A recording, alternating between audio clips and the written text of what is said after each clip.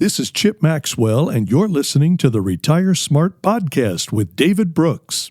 Today, David recaps Nebraska's season opener at Arrowhead and the unforgettable fan experience that came with it. Then the focus turns to the news, Trump's clash with the Federal Reserve, questions around NVIDIA's growth, and a closer look at how a consumption-based fair tax could reshape Nebraska's future.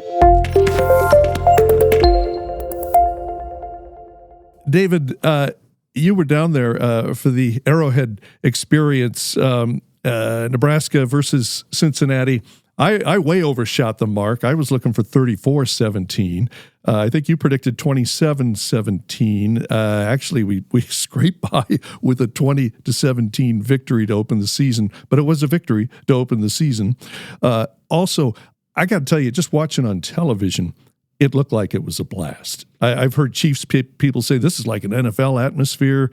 I've talked to other people who've gone who had a great time. How was it for you? I thought it was fantastic. Now, what was not a great atmosphere was I-29 on the way down. And I'm sure many of our listeners that made that trek down there. It was I-29. We left our house at 11:30, and I got to our hotel in Kansas City at 5:15 when I thought I would actually be at the stadium at a tailgate about 4 p.m. But anyway, we did get to the game. We finally made it there, and with some friends we were meeting, and it was an amazing atmosphere. I've been to Arrowhead a couple of times before. That is pretty loud, a lot of fun.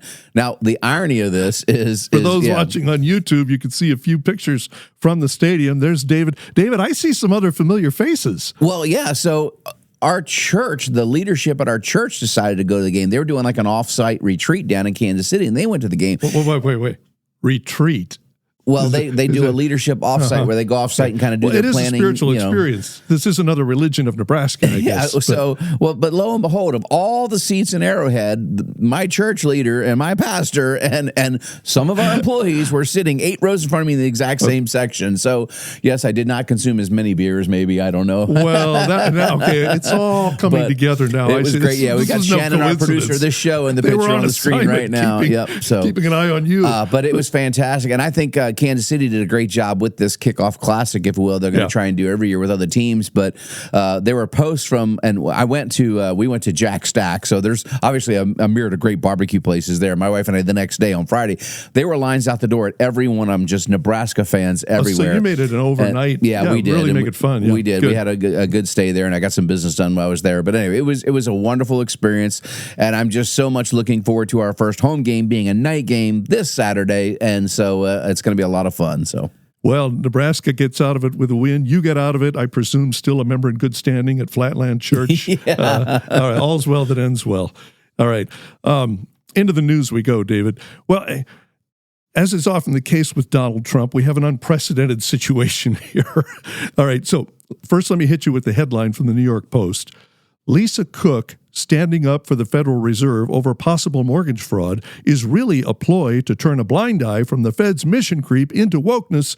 Okay, we got a whole bunch of things to unpack here. I think Jamie Dimon or somebody big in the financial world just a few months ago, he was making the same allegation about the Fed. We talked about it on this show. But so there's a criminal referral against Lisa Cook, who is a member of the Federal Reserve, for mortgage fraud. So Trump removes her from the Fed. Then she sues Trump, says, no, you cannot remove me from this job. Where are we now, David? So, okay, I don't like the optics of Trump doing this, but let's go back in a little history here. 6 different times a Fed governor has had improprieties brought up. Minor things, way more minor than this mortgage fraud application. They immediately resign to save face and respect the institution. Just keep it clean. Doesn't matter politically who's president. Okay. Every time the person has resigned their post and quietly gone back to in society. This is not the case today. We have this very polarized, and so the optics look horrible. But the reality is she should be removed. She did commit mortgage fraud, and not once. Chip, there's 3 different mortgages involved now when you dig into this, and she put them all down as primary residence. Just, if you were to file a homestead exemption, and I own property in multiple states, I can only file a homestead exemption as primary residence in one state.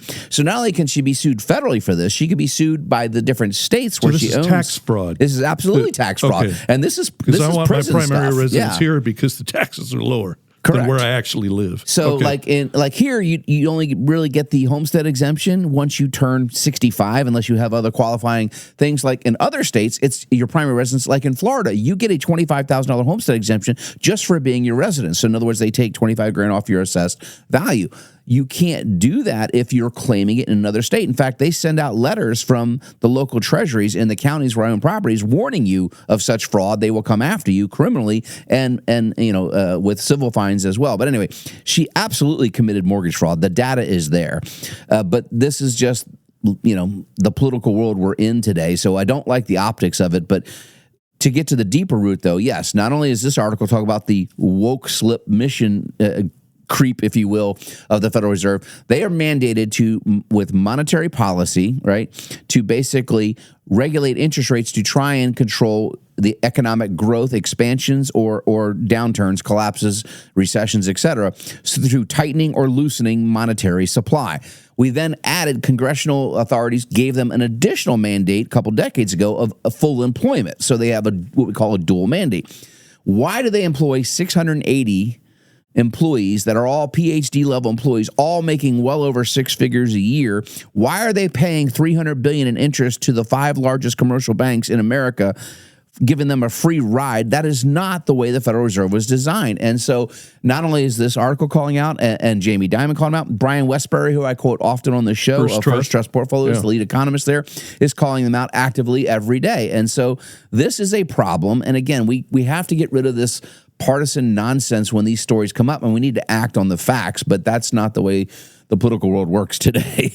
Is there some gray area here as to whether Trump actually has the authority to fire her from the Fed? You can be fired, but only for cause. So you're appointed for 12 or 14-year stints. I forget if it's 12 or 14, forgive me, but you're appointed for this time, and you can only be fired for cause. In other words, if you negligence, fraud, or you criminal behavior, and this would qualify. A criminal referral from mortgage fraud, Yeah, and so again, anytime anything even close to something this is sniffed up when somebody had just something, I mean, a divorce, an affair, all these things, the person has resigned immediately to save the institution to have to go through this, right? And now the institution's being dragged through the mud. I presume that cuts across party lines. It hasn't been a partisan matter. It's just impropriety. Well, like I talk about a lot. Cloud on the institution. We've had partisan politics since inception, right? Since we've been a country. However, we've typically had gentlemen come across the aisle, and I talk about famously when I was a kid, basically we had Ronald Reagan, a conservative president, and you had Tip O'Neill, pretty liberal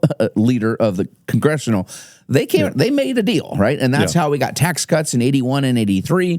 That's also why we charge tax on Social Security. That's why you pay for Medicare. I mean, there's all kinds of things that were, and the same thing. You had Newt Gingrich, a staunch conservative, and Bill Clinton as president, come across, meet the aisle. But since Bush Jr., we've had no reaching across the aisle. It's just petty politics, and it's hard because now, depending on what side you're on, where you get your media, if you're watching one of those crazy cable stations, I barely watch TV anymore. It's useless to me.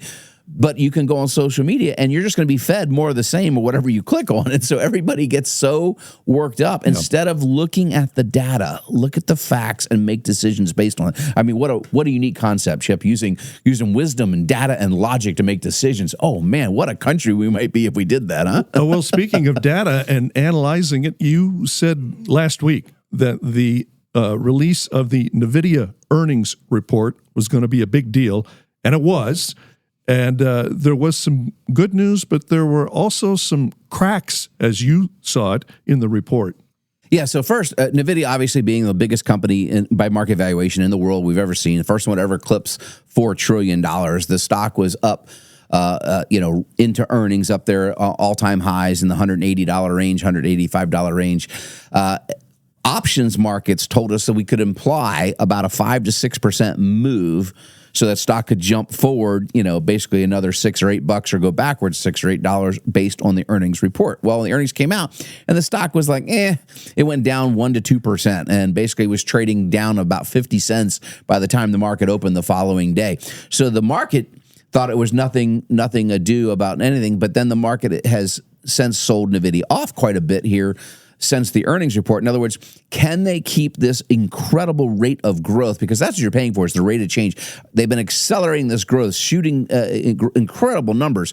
But now we're starting to see cracks in, is that real? And are there accounts receivable problems I've brought up on the show before? In this earnings report, I show that the data center, which is their biggest growth metric, selling to, half the business is just 2 customers, and those customers are not paying their bills in cash right now. So that could be of major concern. That doesn't sound like a real good model. Well, again, here's the reality. These companies, the Mag 7, for instance, Meta, Facebook, right, Amazon, these companies are spending billions and hundreds of billions of dollars on CapEx, buying the CPUs, buying the chips from NVIDIA, on the idea that it's going to enhance productivity in a measurable way.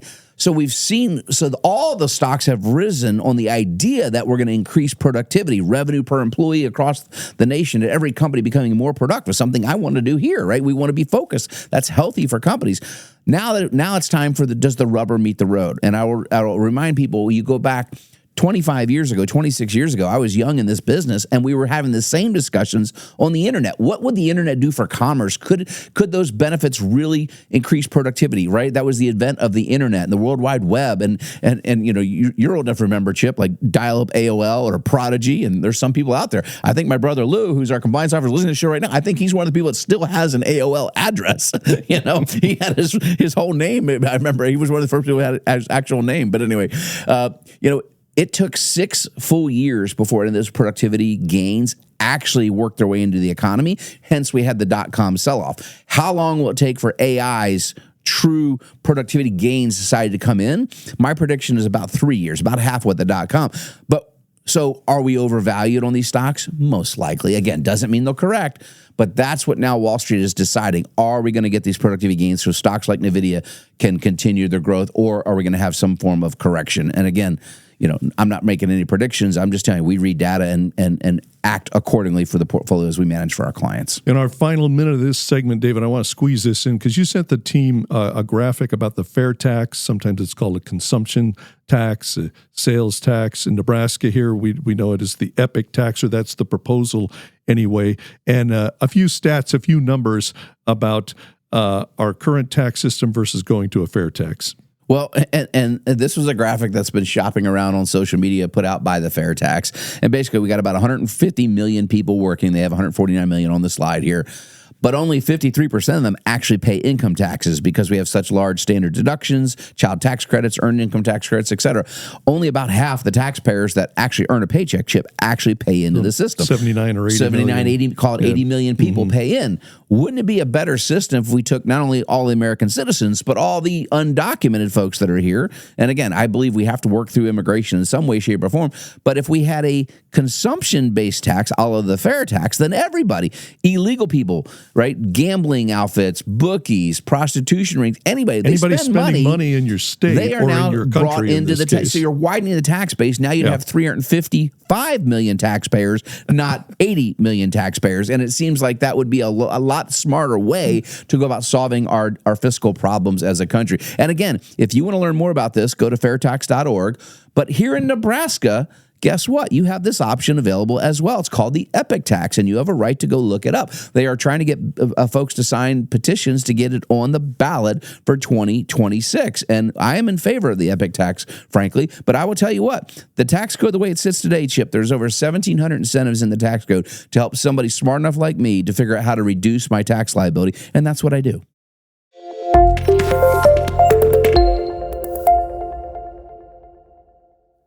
Thank you for listening to the Retire Smart podcast with David Brooks. If you want to learn how to generate lifetime income, reduce your tax bill, and maintain your lifestyle in retirement, visit retiresmartpodcast.com. And make sure to subscribe to keep up with new episodes every week.